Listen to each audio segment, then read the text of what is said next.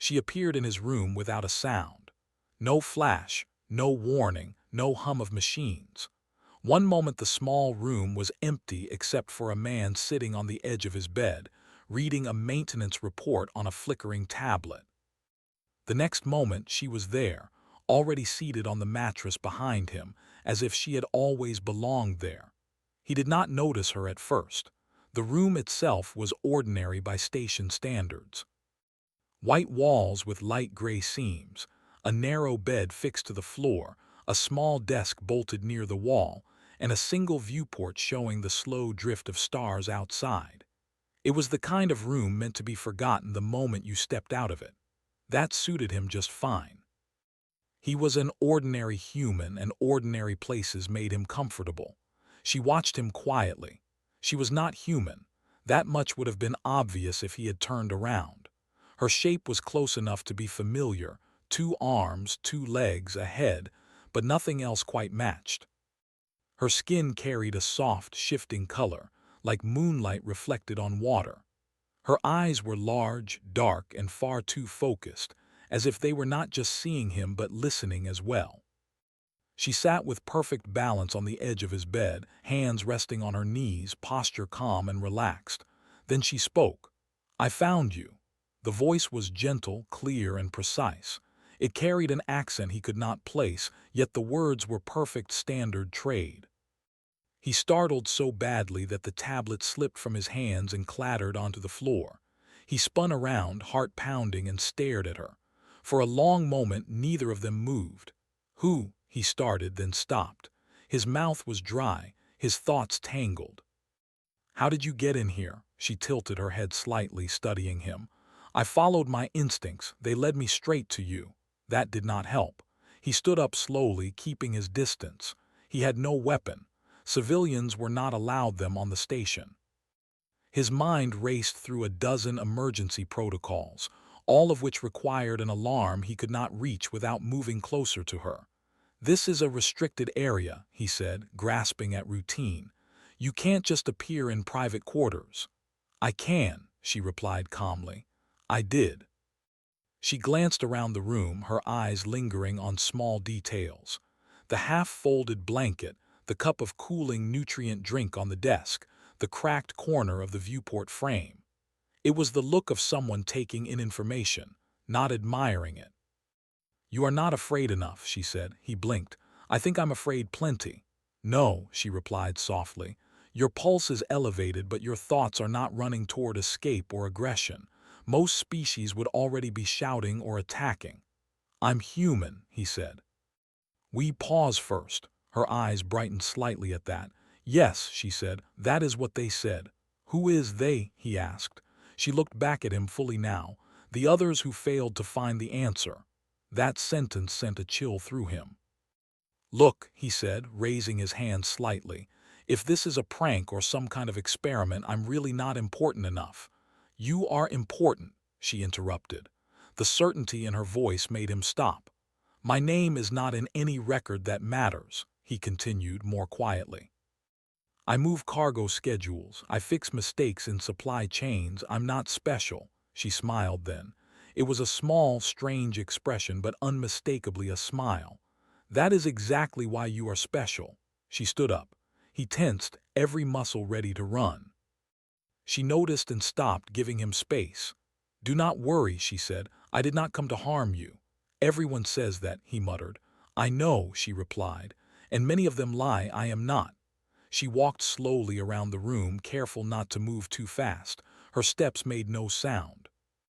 "My species does not use machines to navigate possibility," she said. "We do not calculate futures, we feel them." "That sounds vague," he said. "It is precise," she replied, "but not rigid." She stopped in front of the viewport and looked out at the stars. "For thousands of cycles, the galaxy has relied on prediction," she continued. "Every major decision is guided by probability engines. Wars are avoided, crises are smoothed, outcomes are managed." "Sounds efficient," he said. "It is," she agreed. "And it is fragile." She turned back to him. "Something is coming that cannot be predicted." That got his full attention. "What kind of something?" he asked. "An event," she said. A shift, a collapse of certainty. That's still vague, she nodded, because language struggles with it. Imagine standing on solid ground your entire life, then discovering the ground was never solid at all. He swallowed. And this has something to do with me, he asked. Yes. Why? She stepped closer, stopping a few feet away. He could see faint patterns moving beneath her skin now like slow currents. Because humans do not fit, she said simply. Fit where? Anywhere, she replied. He laughed nervously. That's not true. We fit just fine. We've been part of the galactic community for decades. She shook her head. You are present, but you are not integrated. What's the difference? You comply, she said, but you do not converge. He frowned. You're going to have to explain that. She considered him for a moment, then nodded. Most species, when faced with the unknown, respond in predictable ways, she said. They choose safety, stability, survival of the whole. Humans do not. That's not fair, he said. We care about survival. You care about meaning, she corrected, even when it costs you. He had no answer to that. She moved back and sat on the bed again, this time more casually, as if the room truly belonged to her. I was sent to find the anomaly, she said, the point where every instinct path went silent. And that point is me, he asked. Yes. Congratulations to me, he said weakly, her eyes softened. I know this is overwhelming, she said, but understand this, I did not choose you. I followed what could not be ignored. She placed a hand lightly on her chest. For the first time in my life, my instincts did not point to a place or a result. They pointed to a person. That made his breath catch. Outside the room, a faint vibration ran through the station. He barely noticed it, but she did. They are already adjusting, she said quietly. Who is they now? He asked. The ones who do not like uncertainty, she replied. The lights flickered once. His tablet on the floor buzzed with an incoming system alert. She stood again. We cannot stay here, she said. Wait, he said. You can't just drop all of this on me and expect me to. I can, she said gently. And I must. She met his eyes. Because whether you choose to come with me or not, she said, the galaxy has already begun to react to your existence. The alert on his tablet grew louder. Security protocols were activating. He looked at the door, then at her. I don't even know your name, he said. She smiled again. You may call me what you like, she said. Names are less important than choices. She extended her hand toward him. For now, she added, you only need to decide one thing. What's that? He asked. She waited. Whether you remain an ordinary human, she said, or become the reason the future finally changes. The station lights dimmed. The stars outside seemed closer than before. And for the first time in his quiet, ordinary life, he realized that being unnoticed might no longer be an option. He took her hand. The moment his fingers touched hers, the room seemed to loosen, as if reality itself had been holding its breath. There was no pain, no flash, no feeling of being pulled apart. Instead, it felt like stepping sideways while standing still. The room was gone. They stood in a narrow corridor made of smooth, dark material that reflected light without acting like a mirror. Soft lines glowed along the walls, pulsing slowly, like a calm heartbeat. The air smelled clean and faintly metallic. He staggered more from confusion than motion, and she steadied him. Breathe, she said gently. Your body arrived before your mind. That's comforting, he muttered, forcing air into his lungs. Next time maybe warn me before reality disappears. There may not be a next time like this, she replied. That did not help either. He looked around. Where are we? A fold space passage, she said. Temporary, unstable, safe for a short time. How short? She paused. Short. He rubbed his face with both hands. Okay, okay. I was in my room 10 seconds ago, and now I'm not. You say the galaxy cares about me for reasons I don't understand, and now we're hiding in a hallway that doesn't exist. She watched him carefully. You are processing faster than expected, she said. I'm panicking efficiently, he replied. That made her smile again, and he noticed it came more easily now. They began walking. The corridor seemed to stretch ahead of them without changing shape. He had the strange feeling that distance here was more of an idea than a fact. "You said others failed," he said. "Failed how?" She folded her hands behind her back as she walked. "My people were not the first to notice the instability," she said, "but we were the first to trust instinct over calculation." "And the others?" he asked. "They trusted certainty," she replied. "They sent observers, analysts, artificial minds. All of them searched for a cause they could measure. And they didn't find one. They found too many," she said. "Every answer contradicted the next." Probability engines began disagreeing with themselves. He frowned. "That sounds like bad data." "It is worse," she said. "It is data becoming irrelevant." They reached a wider space, like a small chamber. The walls here showed faint images, shifting shapes that reminded him of star maps and flowing numbers, though none of it was clear enough to read. She stopped. "This is where I realized something was wrong," she said. "My instincts led me here again and again, but there was nothing to find. No place, no event. Just me," he said quietly. "Yes." He leaned against the wall, needing something solid, even if this place wasn't truly solid. "I still don't get it," he said. "Why humans? Why not some advanced species with better tech?" She turned to face him fully. "Because technology seeks control," she said, "and the future can no longer be controlled." She raised a hand and the shapes on the wall shifted. Images formed more clearly now. Scenes of alien cities, vast stations, peaceful trade routes. "For centuries, balance was maintained because the future behaved," she said. "Outcomes followed patterns. Choices stayed within limits." The images began to blur and split, showing multiple versions of the same scene diverging wildly. "Now the limits are breaking," she continued, "and humans are at the center of every fracture." "That's not fair," he said again. "We didn't do anything." "You existed," she replied. He let out a slow breath. "So what happens now?" Her expression grew serious. "Now the galaxy must decide whether to adapt," she said, "or to remove the source of uncertainty." His stomach tightened. "You said they don't want to kill me." "Death is inefficient," she said. "Control is preferred."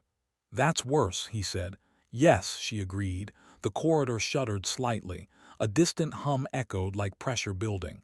"They are searching," she said. "Not for us, for probability." He straightened. "Meaning?" "They cannot track instinct," she said, "but they can track disruption. And I'm disruptive." "You are incomparable," she corrected. They moved again, faster now. The corridor bent gently, curves appearing where none had been before. "Why are you helping me?" he asked suddenly. "Really?" She slowed but did not stop. "Because my instincts did something unprecedented," she said. "They failed." "That doesn't sound like a reason." "It is everything," she replied. She stopped and turned to him. "My people believe instinct is truth," she said, "not guidance. Not suggestion, truth. When it broke, I had a choice." "What choice?" "To report failure," she said, "or to follow what remained." "And what remained was me," he said. "Yes." He searched her face. "And what happens if you're wrong?" She held his gaze. "Then I will have chosen," she said, "for the first time." The corridor ended in a circular opening that looked like a dark pool suspended in air. "Where does that go?" he asked. "Somewhere they are not looking," she said, reassuring. She stepped through first and vanished. He hesitated only a second before following. They emerged into a vast space filled with quiet light. It looked like a garden made of energy, floating platforms, soft glowing forms like trees made of mist, gentle streams of light flowing between them. He stared. "This is beautiful. This is a neutral convergence zone," she said, "built long ago before prediction ruled everything." "Of course it was," he said. They walked along one of the platforms. The surface responded softly under his feet, firm but warm. "You're calm," she observed. "I think my brain gave up," he replied. "This is all officially too much." She seemed to understand. In the distance, figures moved, beings of many shapes and sizes, none paying them much attention. "Others hide here?" he asked. Those who do not fit neatly, she said. Artists, philosophers, species that never fully aligned. He smiled faintly. So misfits. Yes, she said, they admire humans. That's new. They find you confusing, she added, and hopeful. Before he could respond, a ripple passed through the light streams. The atmosphere shifted, becoming tense without sound. She froze. They have adapted, she said quietly. To what? To you being unpredictable, she replied. A presence settled over the space, not physical but heavy, like a tension made solid. A voice spoke, not aloud but directly into his thoughts. It was calm, layered, and distant. Human individual probability variance detected. Please remain stationary. He staggered, clutching his head. I don't like that, he said through clenched teeth. She placed a hand on his arm. Do not answer. The voice continued. You are required for stabilization. Cooperation will ensure continuity. He forced himself to stand upright. No, he said aloud. The presence paused, clarify refusal. I don't consent, he said. You don't get to decide what I'm for. Around them, the light garden dimmed slightly. She watched him with something like awe. Human refusal acknowledged, the voice said, adjusting parameters. The pressure increased. She stepped forward. This is enough, she said clearly. You cannot calculate what you do not understand. There was a long silence. Understanding is not required, the voice replied. Compliance is sufficient. That's where you're wrong, the human said. He didn't know where the courage came from. Maybe it was exhaustion. Maybe it was anger. Maybe it was simply human stubbornness. You built a system that only works if everyone follows the rules, he said. But the universe doesn't care about your rules. The pressure wavered. Probability conflict detected, the voice said. He took a step forward. I don't know how this ends, he continued. Neither do you, and that scares you. The presence withdrew slightly, like a tide pulling back. Instability increasing, it warned. Good, he said. The garden brightened again. The distant beings began to stir, watching openly now. The presence faded, retreating without another word. Silence returned. He exhaled shakily. Did I just talk back to whatever that was? Yes, she said softly. And we're still alive. Yes. She looked at him as if seeing him for the first time all over again. You did not follow instinct, she said. You chose defiance. He laughed weakly. Is that bad? No, she said. It is human. Far away, unseen systems recalculated futures that no longer held still. And for the first time, the galaxy began to understand that uncertainty was not a flaw. It was a beginning. The quiet did not last. At first, it felt peaceful, like the universe had decided to leave them alone. The light garden slowly returned to its gentle glow. The flowing streams of light softened, and the distant beings went back to their quiet movements. It would have been easy to believe that the danger had passed, but the alien woman did not relax. She stood still, her eyes focused on nothing visible, her body tense in a way that told him she was listening to something deeper than sound. They are not gone, she said softly. He sighed and sat down on the edge of one of the glowing platforms. I didn't think they would be. They are changing strategy, she continued. They rarely retreat without learning. Great, he said. So now they've learned I'm difficult, she looked at him. They learned something far worse. He raised an eyebrow. Do I want to know? They learned that you can influence outcomes without tools, she said. Without permission. He leaned back, staring up at the soft, shifting light above them. I didn't do anything special, he said. I just said no. She sat beside him, leaving a careful space between them. That is what makes it special, she replied. For a while they said nothing. The garden hummed quietly around them like a place that remembered a different kind of future. Eventually, she spoke again. There is a council, she said, a convergence of major civilizations. They will meet soon. To talk about me, he guessed. To talk about humanity, she corrected. He sat up. That's worse. Yes, she agreed. They'll want control, he said. Limits, rules. They already do, she said. But now they are afraid those will not work.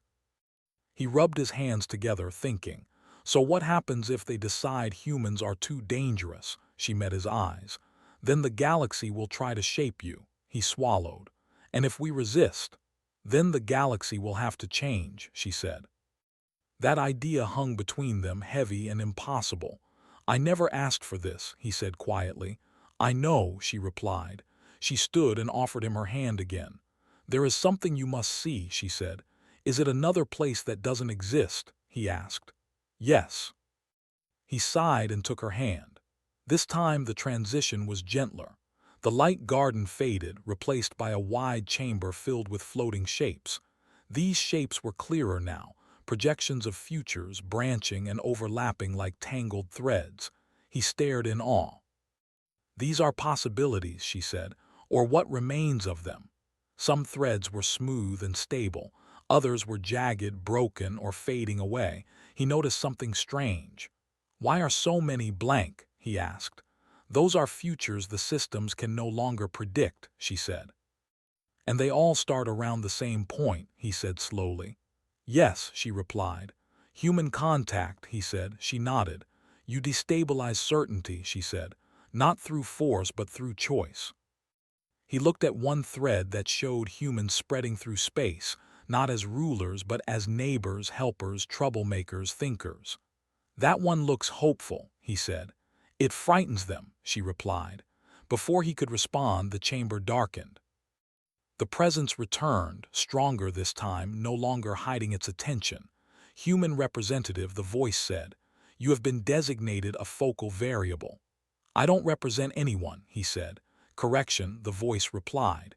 You represent unpredictability. That's not something you get to assign, he said. The shapes around them began to shift faster, futures collapsing and reforming. Continued instability will result in systemic failure, the voice warned. Or growth, he replied. Silence followed. Then something unexpected happened. Other presences appeared. Not voices like the first, but many minds, layered and diverse. Species that had remained quiet, watched carefully, and now stepped forward. We have lived under certainty for too long, one presence said. We were never asked if we wanted perfection, said another. Humanity reminds us of error, choice, and change. The chamber brightened as more futures stabilized, not clean, not perfect, but alive. The original presence hesitated. Consensus is shifting, it said. Good, the human replied. The alien woman stepped forward. My instincts were never meant to rule, she said. They were meant to guide. Humans do something better, they choose even when afraid. She turned to him. You have already changed the outcome, she said. Not by fighting, by refusing to be reduced. He felt a strange calm settle over him. What happens now? He asked. The voices spoke together. Humanity will not be controlled, they said. It will be observed, engaged, and learned from. On whose terms? He asked. There was a pause. Mutual terms, the voices replied. The chamber dissolved. He found himself back in his small room on the station. The bed, the desk, the viewport, all unchanged. His tablet lay where it had fallen, silent now. For a moment he wondered if it had all been a dream. Then he noticed her standing by the window. So, he said, was that real? She smiled. Reality is adjusting. He sat down on the bed, feeling very human and very tired. What about you? He asked. What happens to you now? I am no longer an envoy, she said. I chose uncertainty, he nodded. Welcome to the club. She sat beside him, not because instinct demanded it, but because she wanted to. Outside, the stars seemed a little less distant. Somewhere across the galaxy, prediction systems rewrote themselves to allow space for mistakes, for courage, for choice. Humanity did not conquer the future. It simply reminded the universe that the future was never meant to be decided in advance. And for the first time, the galaxy moved forward, not knowing exactly where it was going, but willing to find out together.